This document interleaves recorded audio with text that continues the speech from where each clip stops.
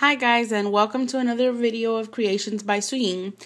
Today I'm going to be showing you guys a little bit about the Cricut Craft Room, only because I was very scared of it and it looked a little overwhelming to me. I had just started using the Cricut. I didn't want to jump into anything else. So on Friday, I think it was, or Thursday, I think it was Friday's video, Gloria from Spiral Rocks 346 mentioned in her video that she could never get her images to line up, her layers to line up in the Cricut Craft Room, and that's why she didn't use it as much. Although she has a Gypsy, which I guess is easier than the Cricut Craft Room, I figured I had exactly the same issue. When I first started using the Cricut Craft Room, I did it on the my very first Bumblebee card, and nothing was layering up. I had to manually go in there and put the image one on top of the other and make it until I realized that I was doing something wrong.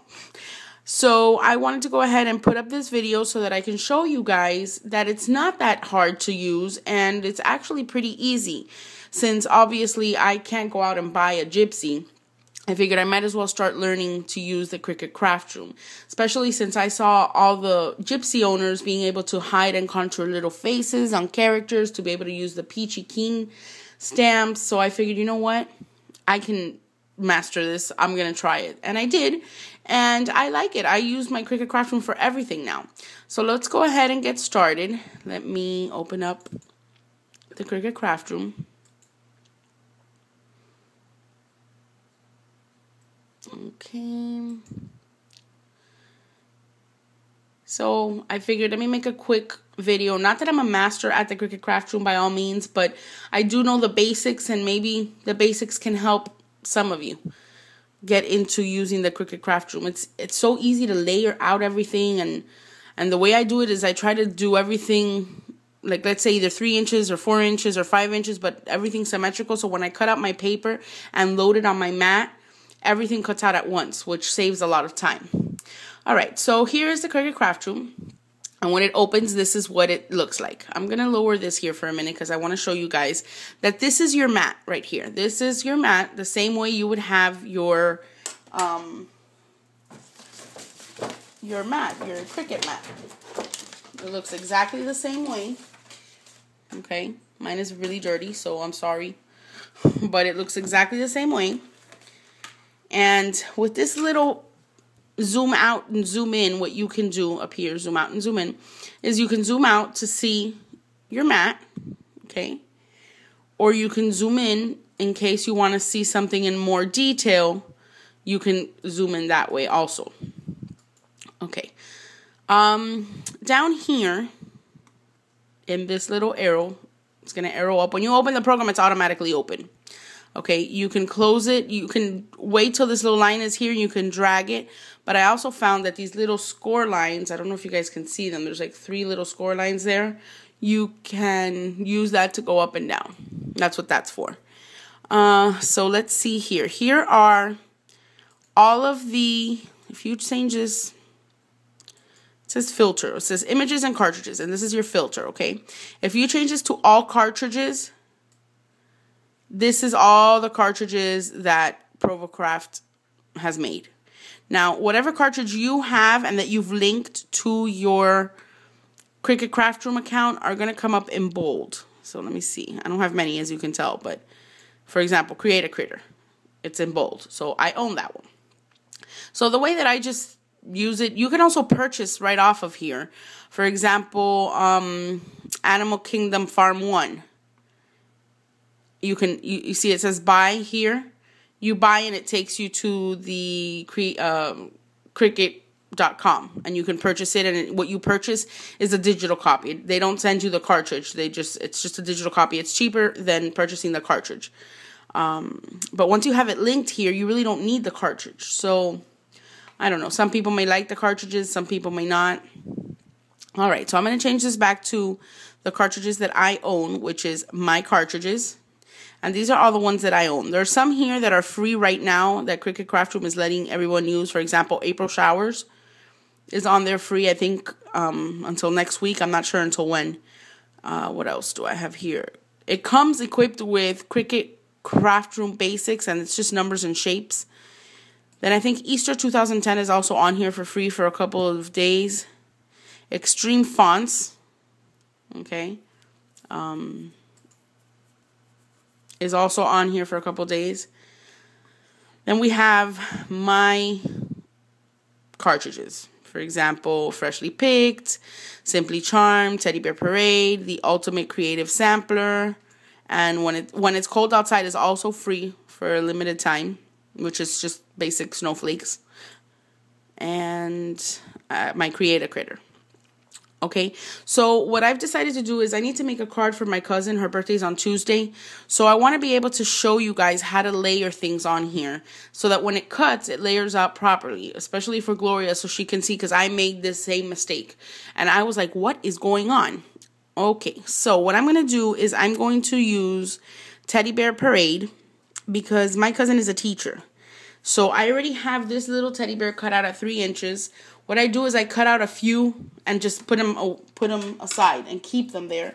I have these little Ziploc bags that I store them in. You see, for example, here we go. I have 3-inch bears in here of all different colors, and one day I'll sit there and cut 20. And I'll just have them here and ready to go for a project so that I don't always have to pull out, you know, my Cricut and cut stuff. So basically, this is my little teddy bear that we're going to be using. It's going to be a 3-inch. And like I said, she's a teacher. So let me go ahead and you can zoom in on here also. Let me pull this up a little bit here. You can also zoom in if I... No, not that one. Okay. Oh, here it is. The plus and the minus sign down here. You can zoom in your images. See how good that looks? It's easier to find the...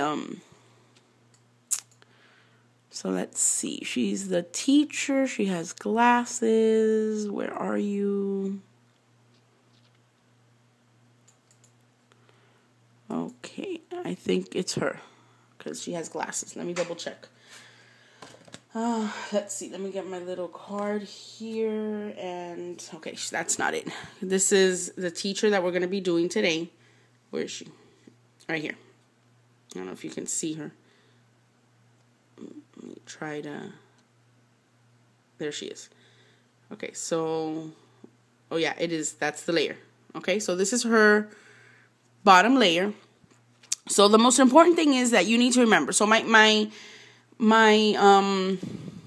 bear's at 3 inches. So this default height down here... Let me see if I can move my camera so that you guys can see what I'm talking about. Okay, right here on the bottom of the screen is a default height. It's always going to be set to 2.5. You need to change this height here. For example, my bear's cut out at 3 inches, so I need to change it to 3 so that the clothes fits. Okay? So once I change it, it'll be changed. Everything will come out at 3 inches. Now, the mistake that I was making last time is I was changing the width and the height up here, next to the toolbar. I was changing it here. Right here. Let me see where, there we go. I was changing it right here. And that's only going to change the width and your height of your main image. But when you go ahead and you try to layer up your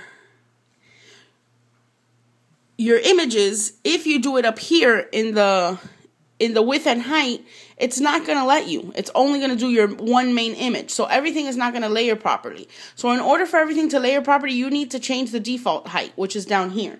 So make sure that I bet you, Gloria, that's what your error was, because, girl, that's what I did, and my bee was all messed up when I cut it. I was like, what is this? The head was too small. It was a disaster. But that's what I did. So basically, make sure you change it here to 3, and you should be okay. So this is going to be my first layer.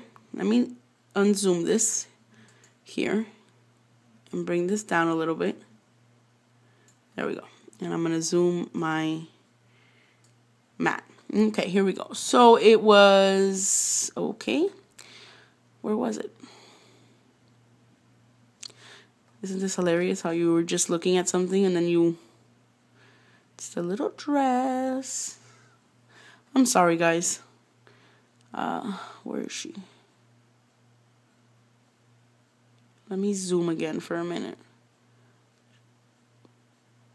Yeah, I'm gonna have to zoom because I can't find her. This is nuts. Okay. Let's see. There she is. She's above the robot. Okay. All right. Here she is.